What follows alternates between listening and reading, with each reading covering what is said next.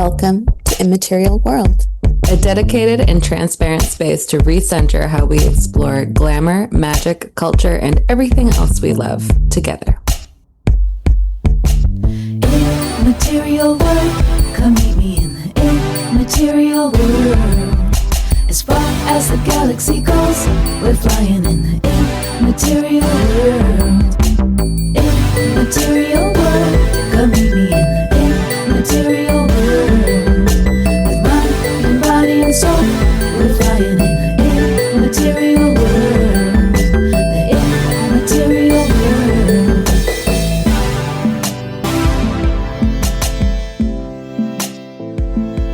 Well, I have a very special guest here today with me. It's my co-host, Jezmina. Tis moi. And we're here to talk to you about all things divination and spookiness just in time for Halloween. Ooh. It's truly my favorite. Yes, I'm really excited to pick your brain today. So you talk often about practicing divination through a traditional Romani style. What does this mean? What other kinds of reading exist? What's different about how you approach divination versus other practitioners? I love this question because I have a very coquettish answer, which is, in some ways, the traditional Romani style is simply that I was taught by my Romani grandmother, and it is inherently then traditionally Romani because it's how her grandmother taught her. Yes, just so by deduction alone, yes. Yeah. And so I love that, where it's just like, it just is.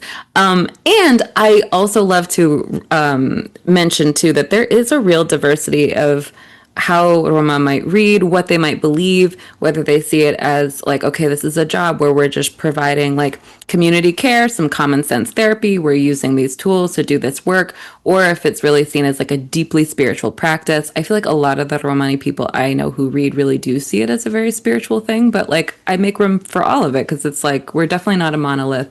And at the same time, you do see a lot of traditional Romani techniques in contemporary reading because we have so heavily influenced all contemporary reading, particularly in the West, but other places too. And so our work is in everything.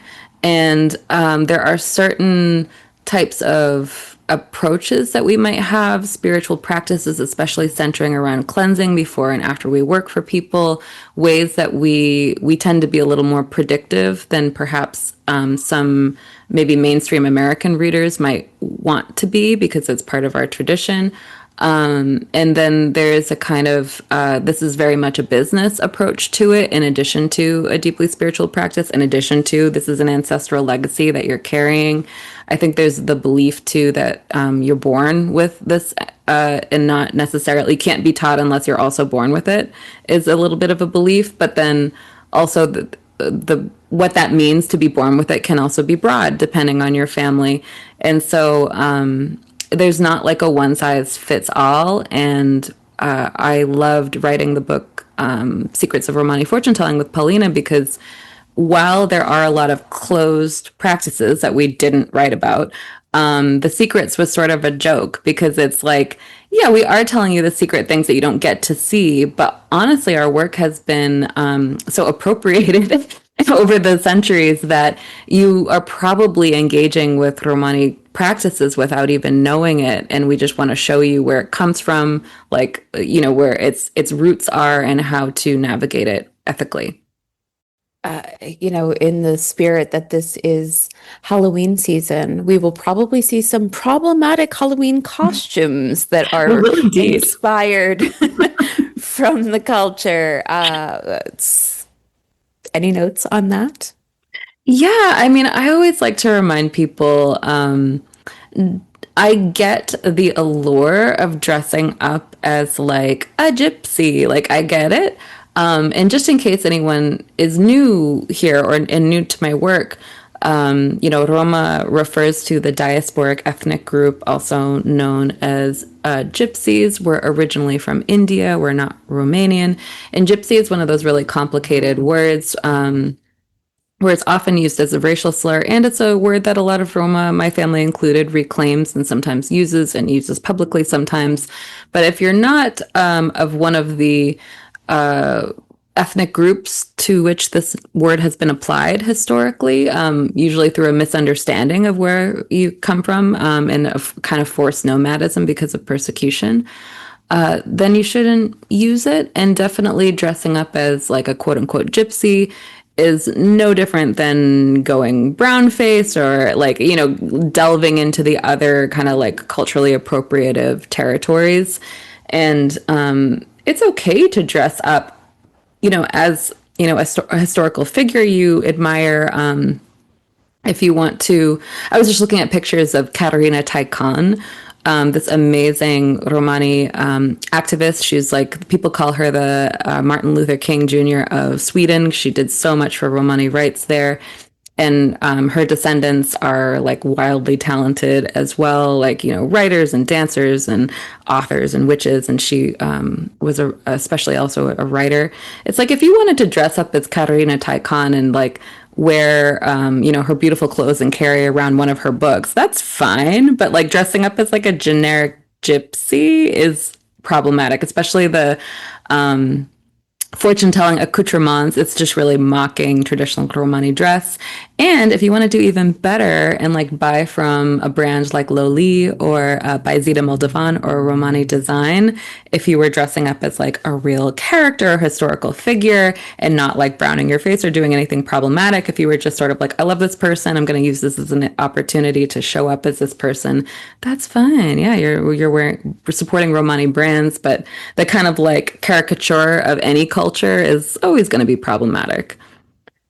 I love this. And there's something that you've said quite a bit that I've heard you mention in other places, which is that when you diminish someone to just being a magical creature, that's where the problem comes in. When we're not looking at a culture as being humans, they just serve this purpose of doing magic and doing fortune telling. And that's the kind of, mysticism that we're attracted to go into those sort of costumes. I love that there are ways to express joy for this culture without necessarily getting into the more problematic ways of doing this. Totally, yeah, because when you think about the word gypsy, it's the degeneracy, the criminality, the promiscuity, the magicality, and the free-spiritedness. And leaning into all of those is like erasing centuries of persecution. Like those things might crop up, especially the promiscuity being related more to like very sad trafficking statistics and histories of enslavement and things like that. It's like you don't want to whitewash by leaning into stereotypes, but it is cool to learn about the culture and actually like really get into like who we are. Let's do that right now then. And let's start with tarot. And just a second ago you said that Romani do tend to read in a more predictive manner than what you would expect from an American contemporary reader. Aren't people coming to see you so that they can know exactly what's going to happen in their future, or what's happening here? Yeah, it's so interesting because I have friends who don't read predictively at all, and their clients are sometimes really frustrated because they're like, I'm not here to learn about myself. Or grow or reflect or talk about my feelings. Like I'm here to find out like when am I going to marry this dude or whatever it is. Exactly. And I feel like I kind of split the difference between the two because even though, I believe in the interplay between fate and free will, and I believe that this is like we're in collaboration with spirit. I do also think that our consent and our agency are incredibly important. And I do have a trauma-informed approach to reading. And so while I am happy to give you like my thoughts on what could happen, I really like to emphasize that first, things change, like they just do. And second, you get to make all of your own decisions still. But I will be really honest if, for instance, I had a client recently who I'm really quite fond of. And she was so excited about this person that she had reconnected with from her past. And, she gave me the context of like, this has been so great. I would love to know, like, how's it going to go with this person? And usually I approach those kinds of things with like, here's some things to think about, look out for advice, because I'm not going to be like yes or no, like to a person, because the whole relationship is a collaboration and someone else's free will and choices are part of it too. But I did see a lot of really nasty cards come up that were just suggesting that like it would be best if she kind of guarded her heart. Maybe don't be quick to trust this person. They don't seem like they're actually in a good place for a relationship. They haven't been totally honest with you. And it was like a combination of the cards and also like strong intuition. And I found a really gentle way to kind of, because I'm a very solution oriented reader, when I see something difficult, I'm not just going to drop a bomb on you, try to scare you. I was just sort of like, listen, like, just pace yourself, be gentle. I'm seeing that, there's confusion here. He doesn't totally know what he's about right now. And she was really surprised and kind of disappointed. And I also knew it wasn't what she wanted to hear. And I felt bad delivering it to her. I tried to be as like kind and like, just like, try to approach it this way and go gentle, go pace yourself. And then within a couple of months, she was like, oh, babe, you were right. You were right.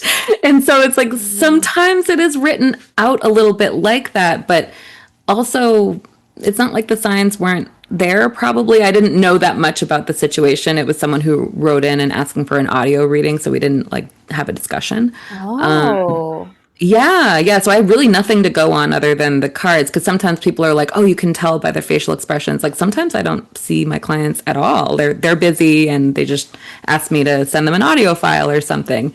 So yeah, it's so I'm not what's the word? If it's something seems written, I'm gonna say it. I'll say it nice and I'll give you good advice, but I'm gonna say it.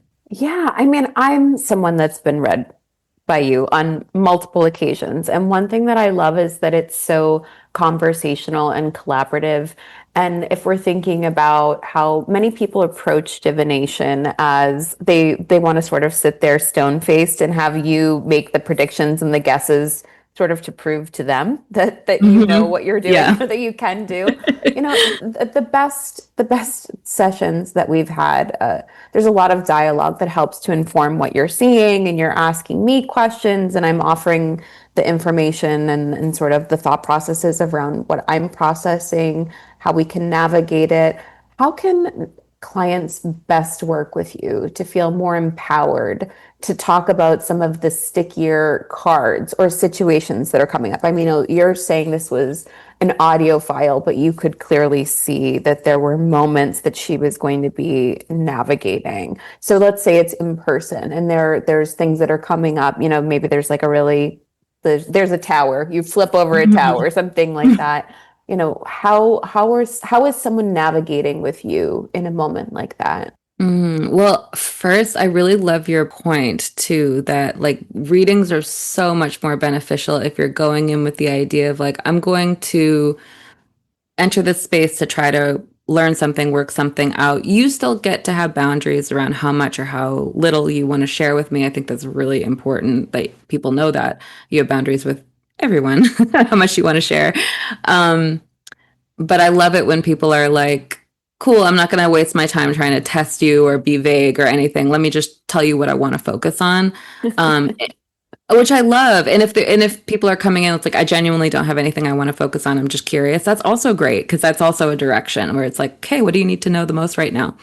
But I think that it can be very helpful if you, as a client, are allowing a vulnerability that you feel comfortable with to share what the connection is for you, because I tend to like to bring up the things that I see and then ask, can you relate it to anything in your life right now? And sometimes I will have a feeling about what it's related to, but it can be a lot more empowering for the person to share what they see, especially because sometimes it might be something that is echoing throughout many areas of their lives. And I might only pick up on, the most prominent one where it's like, okay, this is your relationship, but they might be like, oh, and also though, this is definitely my relationship with my mom.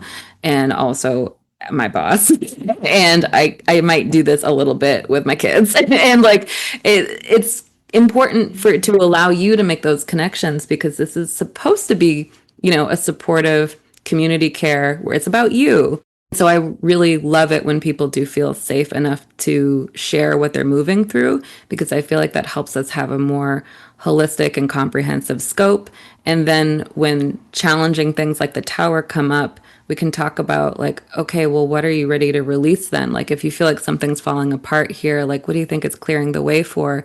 And then they get to think about what they want next. And then the cards that follow often already reference that. Like it's not like I'm changing my reading based on what they say. It's more of a like a validation because the cards are laid, like they're already saying what they're saying. But I think a lot of times readings, especially for people going through challenging times, are often trying to be validating, assuring you about the things that you are doing right, the things that you really know to be true, and encouraging you for how to best move through like a stormy season. And because we all have stormy seasons, it's like none of that's a surprise.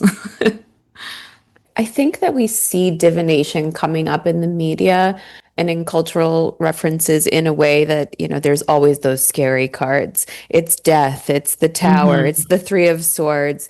Those are the ones that come to mind. Why is that? Why is this the association that people have with divination and what do these cards mean to you? Because I know that they've come up in my readings and some of them have been very positive and some of them have even become the logo for my business because Yeah. of our reading together. So, how would you rebrand the images that some of these cards have gotten a bad rap for? Yeah. Honestly, my short answer is racism. Because I think the trope of the scary Romani fortune teller or the scary like voodoo lady or like the scary insert marginalized, often BIPOC, Black, Indigenous, person of color reader who's working within some sort of tradition, that trope in horror in all kinds of films and things like that have really given all divination a very sinister tone.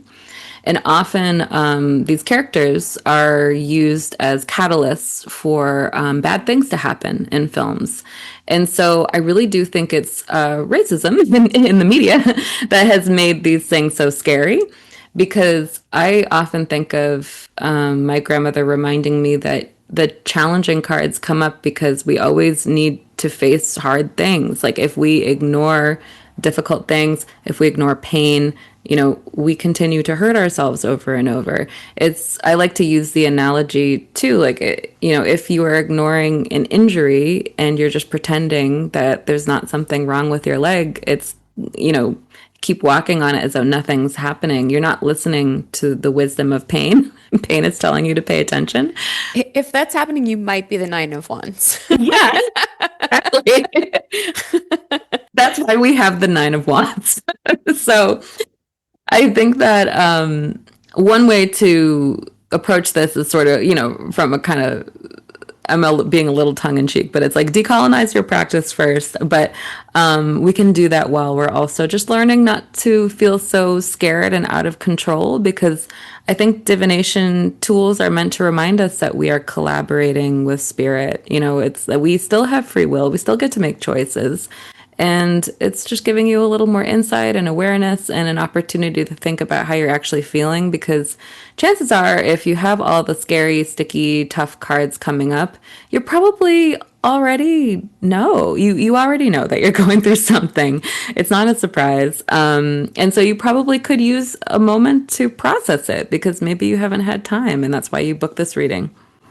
I love that. And I love that this is part of that conversation too. This is not going to be a surprise to you that you're heading through these sticky situations. Having that collaborative conversation rather than holding it inside is so beautiful. But this really reminds me of something else, because although we might think of divination as something that we do for entertainment, you offer so many workshops and classes, and it's also outlined in your book that you can use tarot to do shadow work. You can do it to do self-exploratory work, or you can use it in combination with your therapy.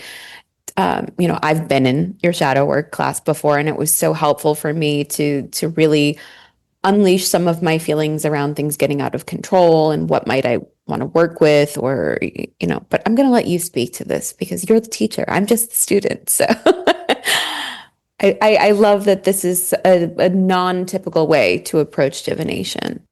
Yeah, I really love using tarot as a supplement to anything that you want to dive into. I often use it as a tool for challenging experiences in general. Like if I have a dream that I don't understand, and dream divination is a really big part of Romani training. Like we're taught to use dreams as tools and see them as a real space that we go to and to process things, but also to work with spirits. And sometimes, I mean, as everyone knows, dreams don't always make a lot of sense. And so even if you're doing your best to try to figure out like, okay, so there were a lot of pumpkins in that dream. What do pumpkins mean to me? You might get a little stuck. And so I will pull cards to figure out like, okay, what does this mean? And what do I need to know? And what's the obstacle? And what was I releasing in this dream? Why did this happen? What am I supposed to take from it? And I use cards to speak to spirit guides a lot because sometimes I'm very clairaudient for myself. I tend to, I was just telling you earlier today, I have a much easier time being psychic for my clients and a much harder time when I'm in my busy season to just pause and even remember to take good care of myself. And that's, an ongoing thing for, I think, a lot of readers who get busy, where it's like you get used to doing a lot of spiritual work for other people. And so I use my cards all the time to help me tune into my guides if I just can't hear them clearly enough. And I can do that for other people too, which is really fun to talk to people's spirit guides. And I use it as a tool for mediumship because I have a lot of boundaries around when I want to talk to spirits or not. I love working in the realm of the living. I'm happy to work in the realm of the dead to serve the living, but it's not a place I want to live. And so I only use cards as like a direct dial, like, is there someone you want to talk to? Sure, let's pull cards for that person. And then it's kind of like closed circuit. But I think tarot is really good. Sometimes people talk about like, oh, my tarot deck is calling me out, or my spread is calling me out. It will just bring your attention to things that you kind of know you should be paying attention to. And I don't think you need to think of your cards as being aggressive or mad at you or anything like that. But you are using spiritual tools for self-understanding and exploration. So they're going to tell you the things that you need to pay attention to. And the things that you most likely already know about yourself to be true. Yeah, because there might be a way you haven't thought about it yet. And sometimes people forget you can ask clarifying questions. So if you feel like your cards are being sassy and telling you what you already know, you might say like, what am I not seeing? And pull a card about that. Or like, what have I overlooked? I would love to go back to talking about mediumship for a second, because this is something that, I find to be so fascinating. And I think that it's a gift that I personally would probably feel a lot of responsibility that if I had that. So I love that this is something so beautiful that you can use to connect with someone's guides and someone's spirits. What are some of the personal ethics that you have around mediumship? What kind of parameters or boundaries do you use, and how do you read in this way? Yeah. Such a good question, because a lot of my first boundaries are really for myself, just because I grew up with the ability to see spirits and a lot of really unhappy, kind of terrifying spirits in my house, following my mother, who was kind of carrying a lot of ancestral burden. Yeah. And so I got to a point in my childhood where I was just seeing spirits so regularly, and sometimes really unhappy or scary or threatening spirits, as well as really lovely, sweet, beautiful spirits and nature spirits and all these great things, that I just kind of learned, through talking to my grandmother, because I was like, I am terrified and I'm 6. No one is helping me with this. She'd be like, just tell them that you don't want to see them, and it became easier for me over time as I became more confident as a reader to be like, I don't want people's dead people to just show up in a reading. Like, you have to ask me if I want to do mediumship. I will have to consent to it, and then I will talk to the dead people. And it's really interesting because as a reader, I will often read for people who maybe recently lost a spouse or something equally traumatic. I will see the pain. I will not see the dead person until they say like what happened, and only if they ask to talk to that person. And I will offer, I'll say, I can, talk to the person if you would like, because they should also consent to that, because that might not be something everyone would be comfortable with. And so consent is a huge part of it, where it's like, I'm also just not going to spring your dead people on you for you, but also not for me either. I definitely wouldn't be the person who walks up to you in the grocery store and be like, I have a message for you. I would never. Yeah, no. Yeah. And that's because I have that relationship with spirits, because I know that sometimes mediums are plagued by the spirits demanding that. And I understand why they would give in to that. It's not a judgment. It's just simply that I refuse to have that relationship with spirit. And I ask them to work in a different way. And I ask my guides to be an intermediary. And then some of the other things, I have had clients have people who passed in really challenging circumstances. And I have almost like a council of spirits where, let's say, one spirit might be sharing something really maybe rough to hear. And then the person's spirit guides might say, don't tell them that. And like, so I will always listen to their spirit guides over the dead person, because the dead person is just your problematic ex-husband or whatever. Your spirit guides are like, Much like in life, he has no filter there. Totally. Yeah. So I'm like, I'm going to trust your spirit guides who are like here to help you, not this rando. So that's also one of my strong boundaries. I love that you're talking about this, because this is something, I always come back to this, that I think that now I actually don't want to say this, that you sort of hold a responsibility when you are able to connect to the world in that way. But Totally. but you really don't. Your responsibility as the reader is to do it in a way that's ethical for the person that's getting the end information. So this is really beautiful. And as we're having this conversation, there is something going on with someone online who had posted about Ouija boards this week, and had sort of joked that she was being canceled, and she removed a post that she had put, and she said it in her newsletter today, and I mean, I agree with her in what she was saying, but she said, if you're connecting with a spirit, it's because they wanted to, and not because you're disturbing them. You're not calling people that don't want to be called. Like, the call is going to someone that wants to pick up the phone. Yeah. No, that's so true. And I've also had spirits refuse to answer questions for clients. Especially one that comes up often actually is around ancestry. If they, for instance, have an ancestry that maybe was particularly marginalized at the time that they were alive, and the person's trying to figure out if they have a certain kind of heritage, sometimes that spirit will be like, Oh, no. wow. Or sometimes about, abuse and other things, they might just be like, no comment. And there's certain cards that indicate it, and sometimes I hear it, and it's, yeah.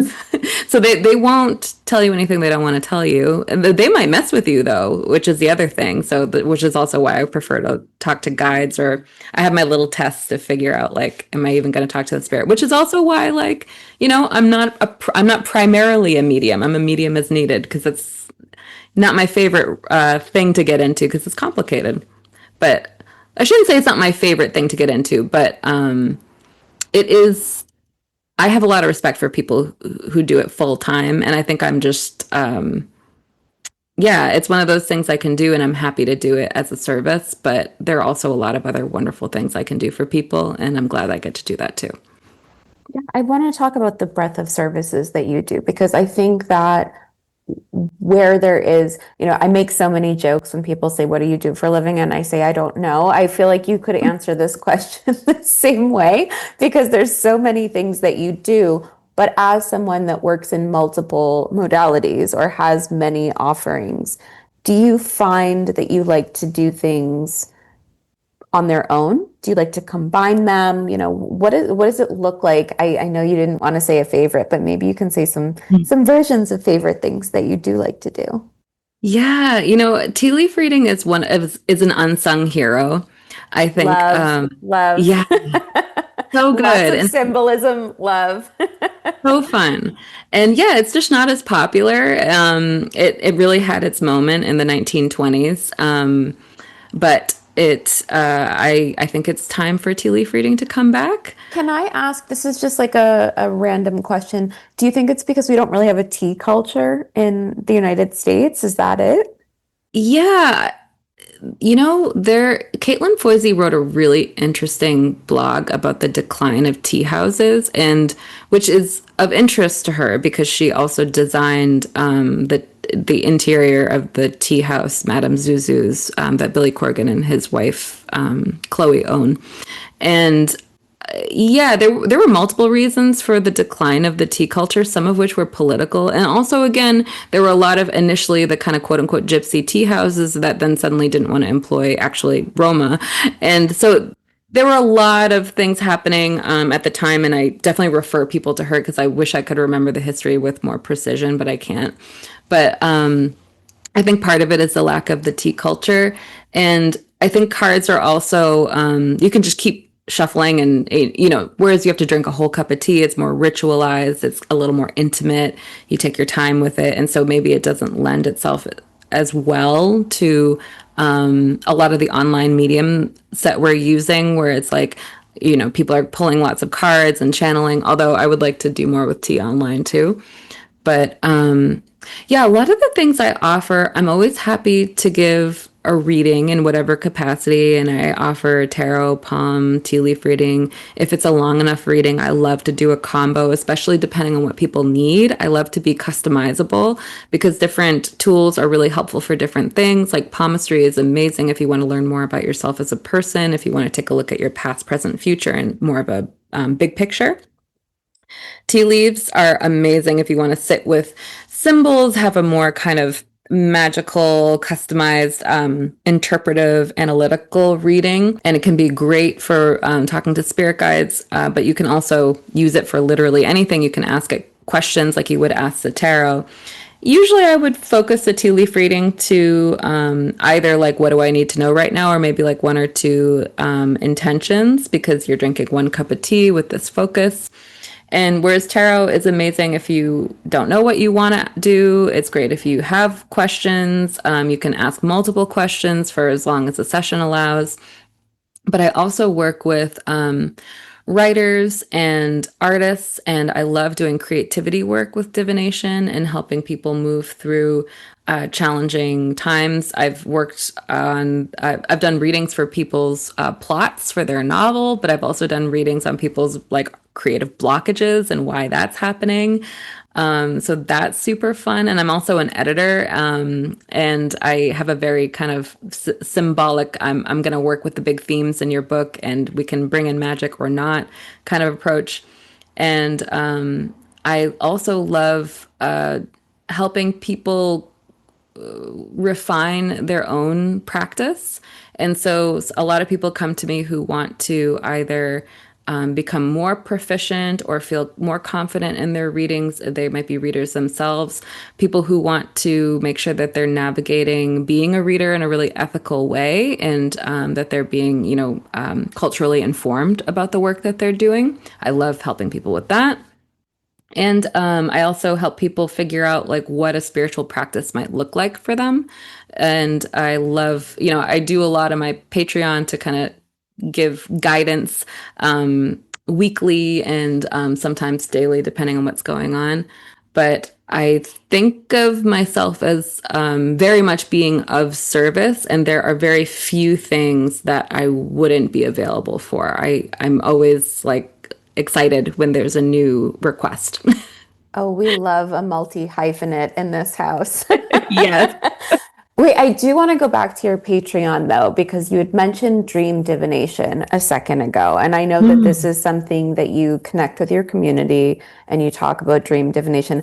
I personally think that dreams are fucked. Like I had to learn early in life that I was not going to get much from my dreams except for being super stressed out. I'm holding my hands out, the teeth are falling into the hands. It's like, yes, much in life I know that I'm stressed out when I'm asleep too. So Tell me a little bit about how you work with groups or with individuals with dream divination, and like who is getting something from their dreams. I'm fascinated by this.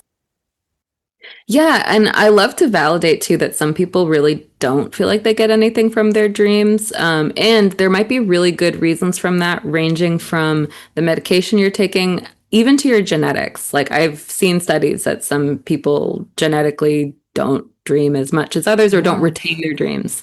Maybe it's not correct to say that they don't dream, but they might struggle to retain memory of their dreams.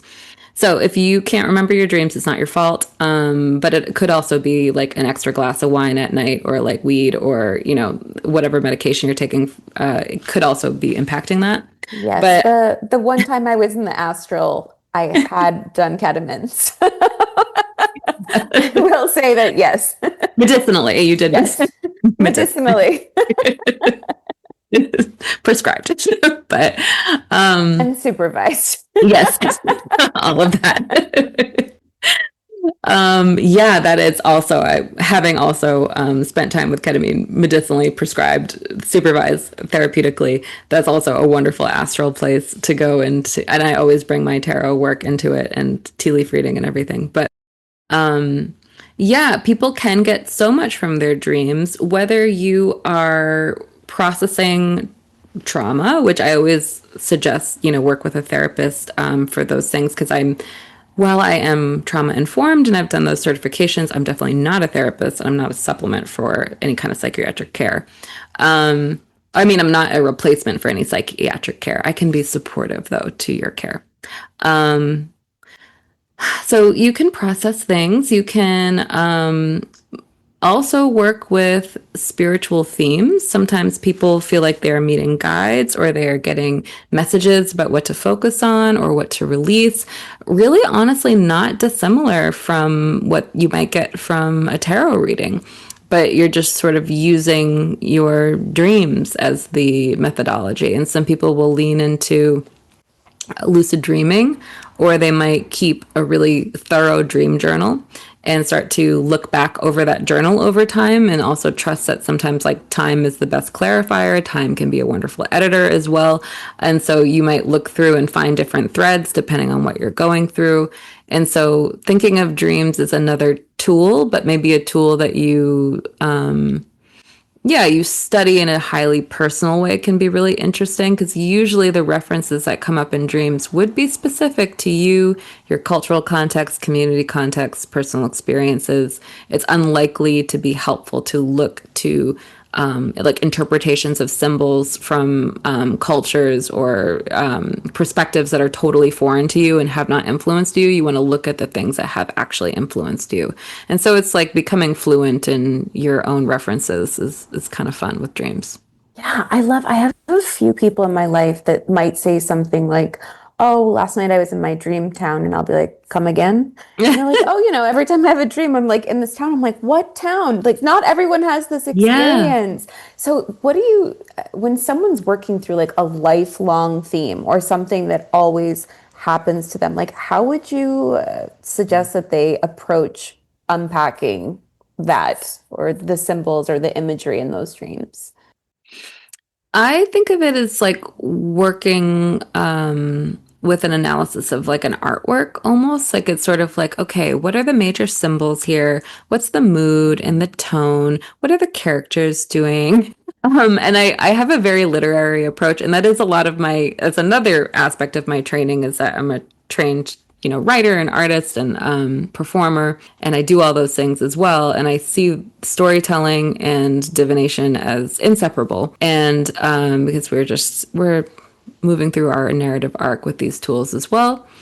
And so I would approach it as almost like a literary exercise, but with a spiritual slant. And then using divination and your own intuition and recognizing how things resonate for you, validating your psychic senses that may have been activated during the dream or through the analysis process or later, and when you make a connection to the dream at another part of waking life. I think all of that is really helpful. The methodology really so much depends too on like how your brain works and how you like to process things. So for some people, dream journaling is like the way, and then they methodically pull cards and ask questions and kind of like might chart out what the different symbols were and figure out what their associations are and go through each one and think about how do they all relate thematically. Whereas some people might go more on like, this is my gut feeling when I woke up, and that's plenty. And so I'm more of a kind of like, I'm going to chart it and graph it and draw some pictures and write my symbols of keys down. But sometimes I wake up and I'm just like, oh, the swan goddess visited me. Love that. Yeah. Still working on what that is exactly, but I know she's there. You know what? She sounds gorgeous and powerful, so we will allow it. Actually, speaking of, are there any hacks to having better dreams or like to avoiding having terrible dreams and not just skipping that extra glass of wine at dinner? 'Cause Yeah. sometimes that's not an option. Sometimes that's not an option. Yeah, I when I teach dream divination, I always delve into sleep hygiene, and I mean, I love a study, I love some empirical evidence, and there are lots of different tips on, of course, things that some of us find very challenging, including myself, like no devices 2 hours before bed is supposed to be extremely helpful. It will never be me. I would Simple- love to meet a human that does not get Yeah. the device until they fall asleep. Oh yeah, I mean, gosh, yeah. So it wouldn't be me, but we're okay. We're still dreaming. But that's a big one. Figuring out the lighting and the temperature for you is really important. If those things are off, that can really disturb your sleep a lot. And it might be something that you overlook maybe on behalf of a partner or sheer laziness or whatever. If you're too tired once you get into bed and you're like, I'm cold, but I can't do anything about it. That'll make it really hard, for you to navigate that in the dream world. And then there's certain things that you can eat or imbibe that can be very helpful. Like cashews have tryptophan in them, and they can be very helpful for you if you're getting sleepy. Blueberries are nice, but you'd want to have these snacks like 2 hours at least before bed. Try to finish your beverages like 2 hours before bed is another part of it. And beverages, I love working with herbs. Mugwort is a popular one that people go to for dreams, and it can create very vivid dreams. That might not always be your preference. Some people are like, mugwort's a little too much for me. And if it feels too much to drink it, but you still want to work with the plant, you can even just put a bunch of it under your pillow in a little sachet, or you can use a mugwort oil, not an essential oil, but just a regular, infused oil, on your skin if you like that. But I also really love working with blue lotus, which is, for me, it is very gentle. It's also not as bitter, but I like them both a lot. And blue lotus has been used for many, many centuries for dreaming, and it's a very mild euphoric. Like you can go to work with a cup of blue lotus. It's not going to bring you on a journey exactly, but in your dreams, it is much more potent, I think, because you're already kind of giving into this like magical other realm. But you might also notice that there are certain herbs that just you really love and click with. I love the nervines in general, like the kind of calming, relaxing ones. I tend to run anxious myself. And so for clearer dreams that are not just about my own neuroses, which are also important, it's also important to work through that. But like skullcap, lemon balm, chamomile for some people, but it can be a diuretic sometimes too. But the sort of like relaxing, like take it down a notch, valerian if it's not too potent for you, kinds of teas can be really helpful. Poppies if it's not too potent for you. Oh, I love all of this. And then anything that is sort of like a no-no. I mean, outside of the sleep hygiene, like the lights, but from like a food or an herb perspective that you might want to have not so late in the day. Yeah, I mean, caffeine is such a big one, and like having a really heavy meal right before you go to sleep is tough for like lots of reasons. Like your digestion takes a lot, is it's busy during the night, and there's the acid reflux that could make you wake up. You just might not get as good sleep quality. If you're like absolutely ravenous before you go to bed though, like I would never say like don't eat, like, take care of yourself, like listen to your body telling you what to do. But the sort of like midnight snacking, especially if it's just out of boredom, I would suggest not to. If not for any body shaming reasons, but just simply like it might interrupt your sleep and make your dreams a little less clear. I have to laugh because the amount of times that I've voice memoed you at like 3 o'clock in the morning, I'm like, oh, I just made my hot scrambled eggs because sometimes that makes me go back to sleep. Yeah, see, it's very personal. Maybe that helps you. I will make my pot of coffee. I'll be like, oh, just having one of these. And then I do go back to sleep. It's the warmth of it. So I think I'm going to be more responsible. But yes, I feel like I've done everything on the naughty list like every single night of my life. So this is very funny. I wonder if you made yourself like a big pot of like lemon balm and like Blue Lotus tea, if that would feel... if it would help. But also I know some people have the adverse reaction to caffeine where it actually makes them sleepy. And we haven't talked about if that's you yet, but No. yeah, it might be interesting to just like, if you're also doing things on the like, quote unquote naughty list, it could be interesting to just swap them out with things like, oh, maybe I'll just try like a plant ally instead of a late night coffee and tea. Making scrambled eggs at 3 o'clock in the morning and trying to warm up my stomach. I'll just have a nice cup of tea. Yes, this is going to sound so great. But really representing the polarities. If you find that scrambled eggs work for you though, people are different, like all over. These are general rules. Like, you might find you're an exception, and I love that for you. And I'm not going to Dreamtown when this happens. I'm connecting all the dots. I love this. I could talk about this with you for hours, and I have. But if someone wants to come do that in my place and they want to support your work, what's the best way for them to connect with you?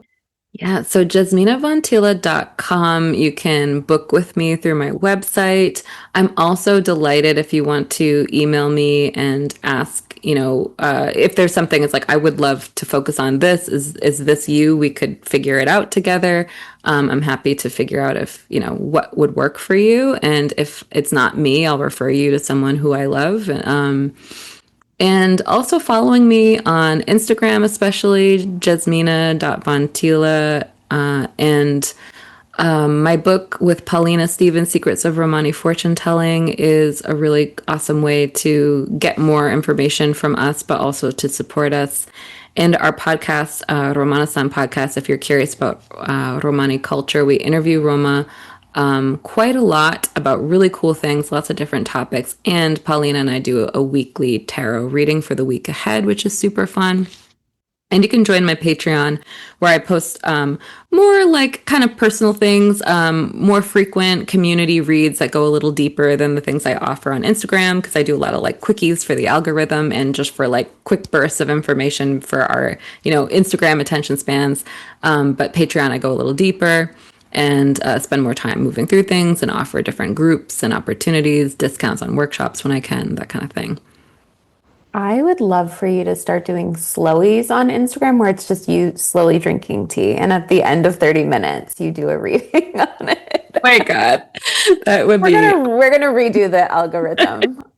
I love that. Thank you so much for your time today, and I'm so excited to keep having these conversations with you. Me too. I think that if our listeners have questions on any of these types of divinations, then they can just send us a note, send us an email, or go on our website, and we will include that in future episodes. Yes, please do. Thank you. Thank you.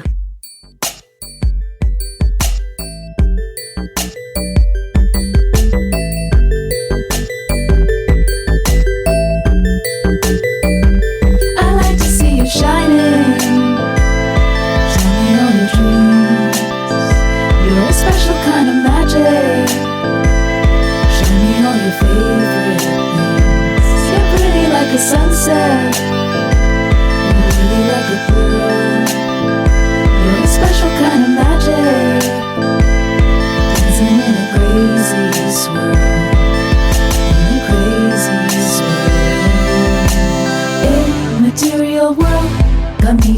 the immaterial world. As far as the galaxy goes, we're flying in the immaterial world. Immaterial world, come meet me in the immaterial world. Your mind, your body and soul, delighted in the immaterial world. The immaterial world. The immaterial world. Immaterial World is hosted by Jessica Richards and Jezmina Von Thiele. Music by Dia Luna. Artwork by Lane Friend. Follow us at Immaterial World Pod on Instagram, TikTok, and YouTube. Visit our website at www.immaterial-world.com or send us an email at immaterialworldpod@gmail.com.